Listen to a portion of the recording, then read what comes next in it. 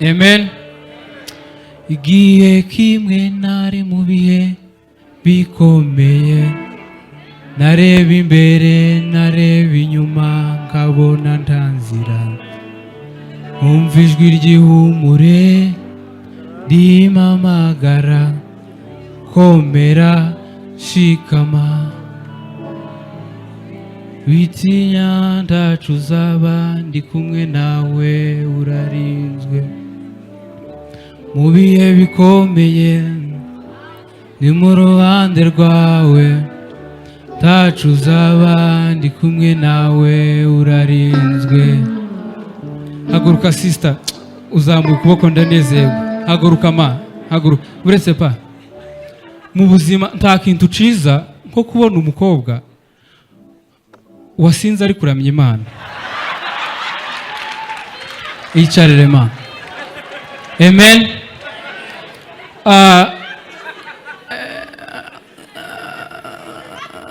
Nari maze iminsi ndwaye, niyo mpamvu uretse, ariko ndashima Imana ko nakize. Niyo mpamvu nari mbanje ako karirimbo. Hari ijambo nshaka ko bansomera muri Bibiliya nitumara dutangira amateraniro yacu. Babu arihe mu mumpere mikoro? Ugiye kunsomera Abafilipi 2:27. Kadusome ijambo ry'Imana riboneka mu Bafilipi igice cya 2, turahera ku murongo wa 27. Dusome mu izina rya Yesu. Haranditse ngo, kurwara koko yararwaye ndetse yaragiye gupfa, ariko Imana iramubabarira, nyamara si we wenyine ahubwo nanjye yarambabariye. Itonde, we wari ufunzwe nti warugwaye. Hera wowe utangiye kuvanga dosiye. Zanani, we wari ufunzwe nti warugwaye. Nari ngwaye ariko mwene dati we yarafunzwe.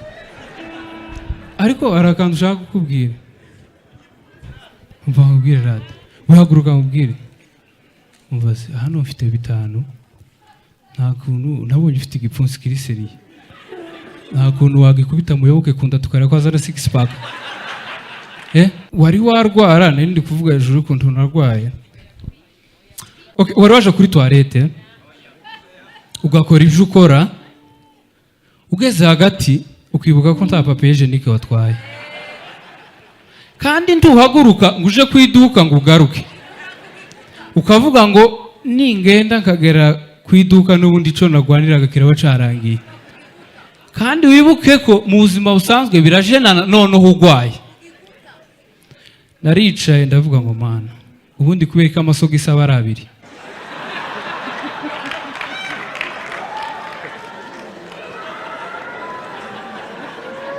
Ndavuga ngo kubera ko amasogo isara 2, nuko byagenze. Mugenzi wanje we yaragiye kurira indege, sinzi umuntu watugaburiye ibintu nyine biratujene.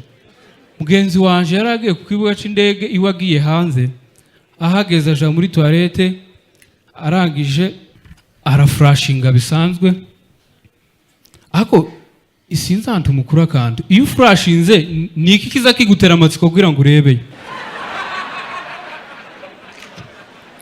Kandi mwese siko biba bimeze. Uzuflashinga wamara ugatera yijisho.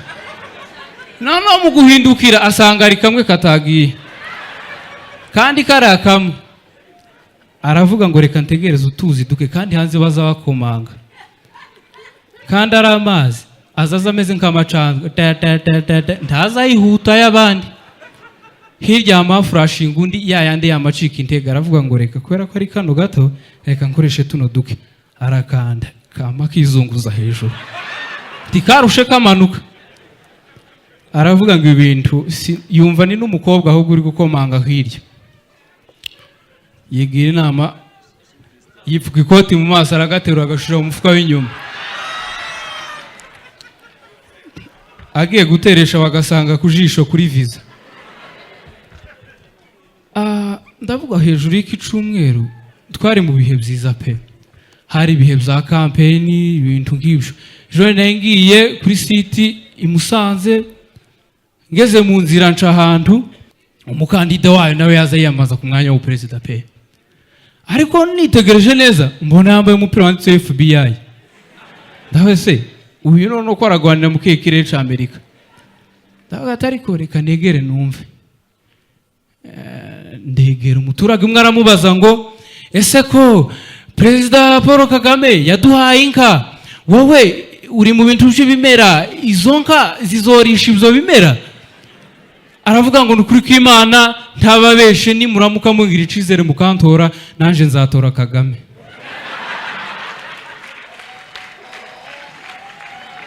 Ndavuga ati bya bintu biri ku gipfunsi kabisa. Nuko turagenda tugeze ku isiti itora, twasanze twese ku gipfunsi. Ndavuga ati ibintu ni byiza pe. Hashize umwanya twese turatuza, ariko mbona hari umuntu ukimeze gutya. Kone nicaye ku ntebe ya kane, we yaricaye imbere, mbona aracameze gutya. Ariko imbere yacu haricaye abakobwa titumubone neza. Hanyuma y'amasaha 3 mbona cya gipfunsi gitangiye kubira icuye. Tase umusaza yamanuye.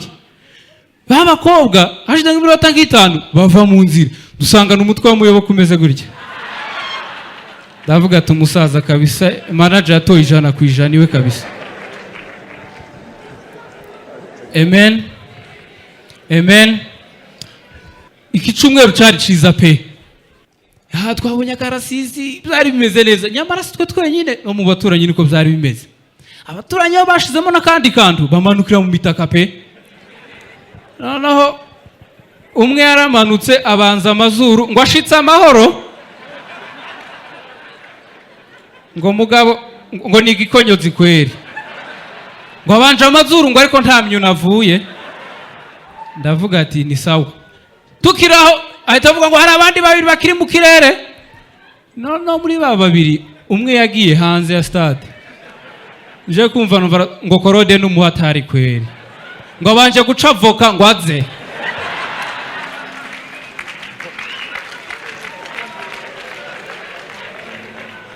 Ndavuga ati se ibi bintu bimeze bite? Ariko muri ivyo bihe negereye umuafandi umwe turi hara muri stade, ndamaze afandi hari ikibazo mfite pe. Kandi kugira ikibazo si ikibazo, ariko ico ikizima nuko ugisubizwa, sivyo? Ndamubaza kubera iki abantu bamwe batera isari gutya abandi bakayitera gutya? Arambwira ati mwana wanje, abantu batera isari bitewe n'ahantu umusatsi wabo utangirira. Urumva bafite utangira hano bagira gutya, abafite utangira hano bagira gutya. Ndibaza bamuyoboke na gutya ntawo bafite, boja kwikosi bavuga muyoka kamashira mukwa, umuntu ugaza ashira hafite umusatsi, siko bambwiye. Numva ntibyoroshe. Komera ushikame, wa mungu yagiye. Prosper ndamushimiye, arimbye n'indirimbo nziza. Komera ushikame bitinya mwana wanje, tacu uzabandi kumwe nawe urarinzwe mu bihe bikomeye. Mana we rekera pa, hari ikintu Imana iminsi mbwira samuhaguruka pa. Tanda azimeni ngulumaya. Papa, hari ikintu Imana yambwiye, uzotora ku gipfunsi ibintu byawe birakemutse. Nawe mbonye abantu b'indera bagutoye.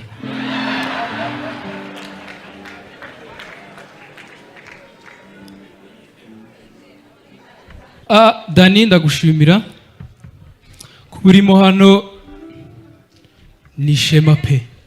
Iri joro nije nawe, oya sinkuva iruhande, shaka kujina unyegereye. Iro nije nawe twagiye.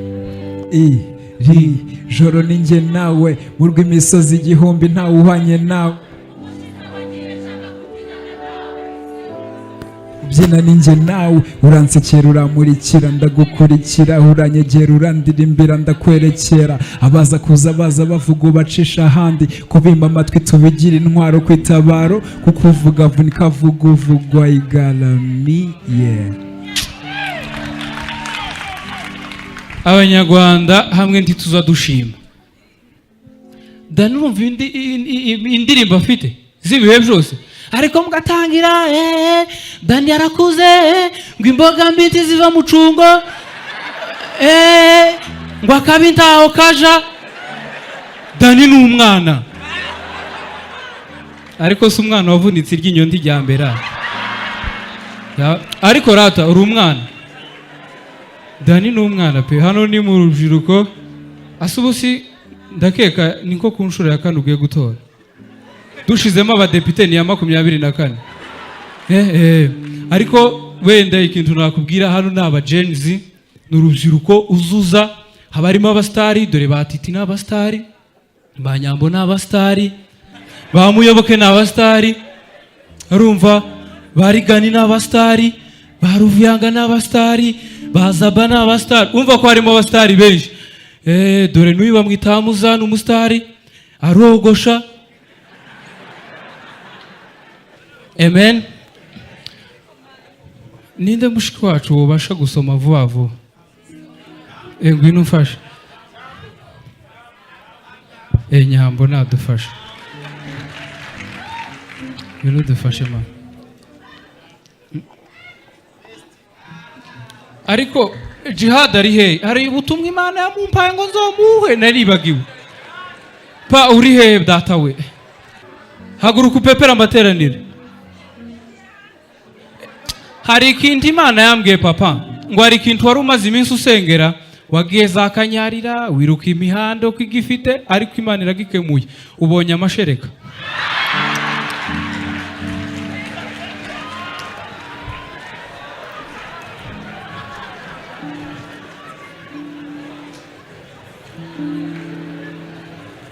Matayo 19 kuri 12 uretse gato gusoma. Impamvu ino topic nayizanye nta rwenya rurimo, ndashaka kubabwira uburyo muri Bibiliya ntitugafata ibintu biri muri Bibiliya ka hari ibintu byandikiwe abantu ba kera.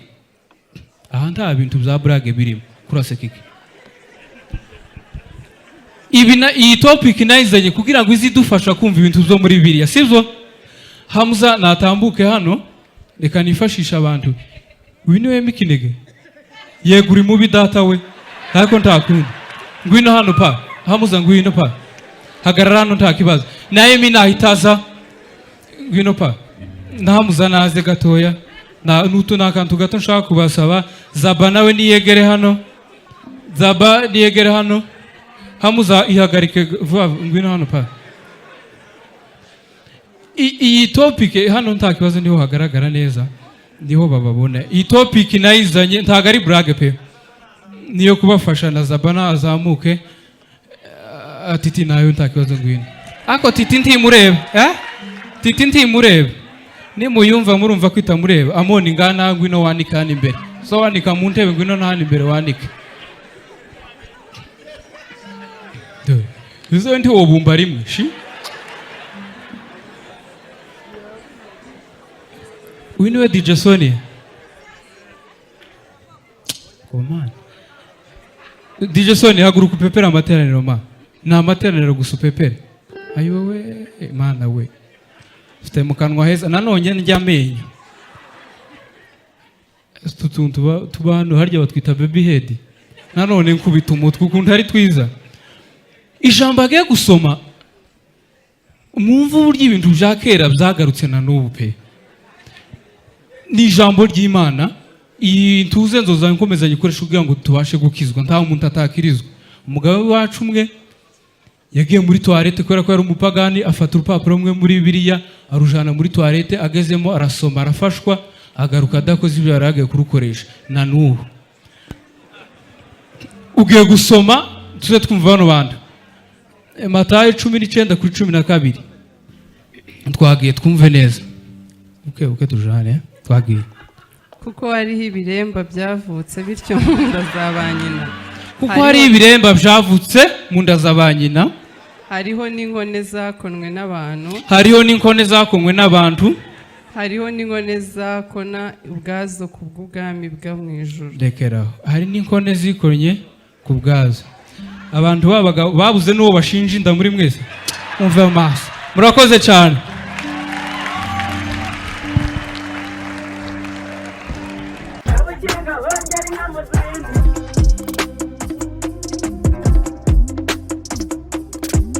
Kabukinga hongera inyana ubwatsi, kabukinga